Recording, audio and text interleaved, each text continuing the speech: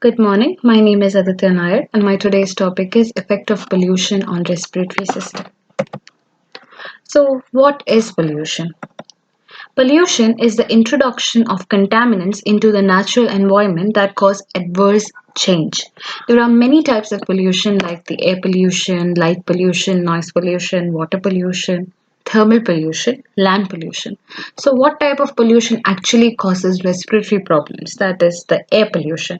Air pollution is the type which affects the respiratory system.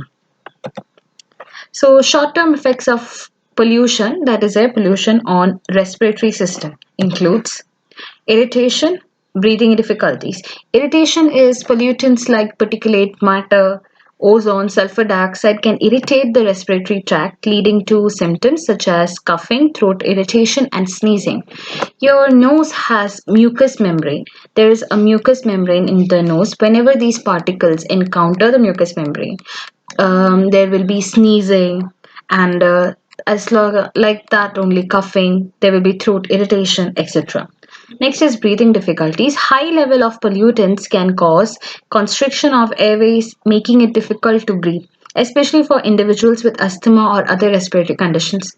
You will have seen the asthma patients usually do not like to encounter these particulate matters like dust, any type of pollens, because these can cause breathing difficulties for them. They will be like shortness of breath will be present. Third is exacerbation of existing condition. That is, if the person already has a condition like asthma, COPD, and they encounter with this polluted matters, with these pollutants, then the condition will be worsened. Reduced lung function. Inhalation of pollutants can temporarily decrease lung function, leading to shortness of breath and decreased exercise tolerance. Okay. Now let's move to the long-term effects of pollution on respiratory system. That includes chronic respiratory disease, lung cancer, and lung function decline. So chronic respiratory disease means prolonged exposure to air pollutants such as particulate matter, nitrogen dioxide associated with the development and exacerbation of chronic respiratory conditions such as asthma, COPD, and emphysema. So if the person is like you're getting prolonged exposure like for a long period of time, then these conditions can be developed just by the exposure, not anything else, just by the exposure. Like asthma, COPD, emphysema can develop if there is prolonged exposure. Lung cancer is long-term exposure to certain pollutants such as airborne carcinogens like benzene, formaldehyde, and polycyclic aromatic hydrocarbons is associated with an increased risk of developing lung cancer. So if you're getting exposed to these things, you're more prone to get lung cancer. Now, lung function decline.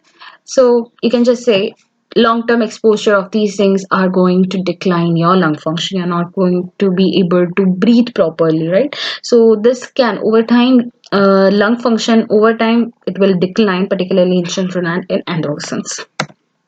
So vulnerable pollution. So which is the vulnerable pollution that mainly gets affected by these things?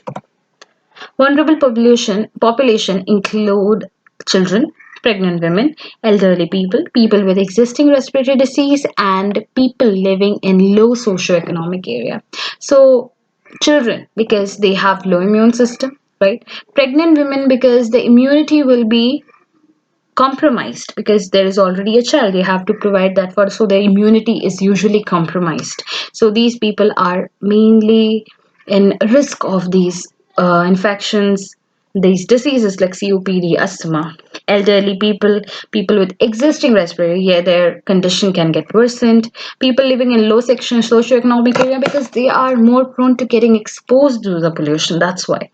And this population is at higher risk of adverse effects of pollution. Actually, sorry for the spelling mistake. It's pollution. So prevention is you have to prevent everything whatever I say. Like first is reduce exposure to outdoor air pollution. Just try to reduce the exposure like by wearing mask, by wearing any type of clothes, putting on handkerchiefs whenever you're encountering pollution like that. You have to just reduce exposure to outdoor air pollution. Promote clean energy and sustainable practices means you have to stop using those biogas fuels and everything. Then implement environmental regulations and standards like stop using those. You should start using the electrical cars, which are less polluting, right?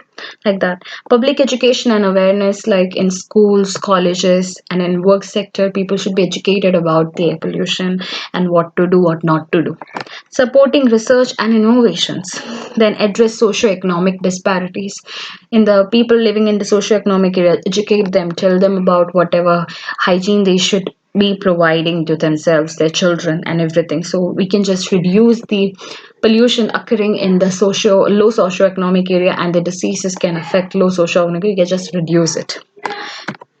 That's it. Thank you. My references are from the articles from www.epa.gov, and second is www.ncpi.nih.gov. These two are the articles from where I took my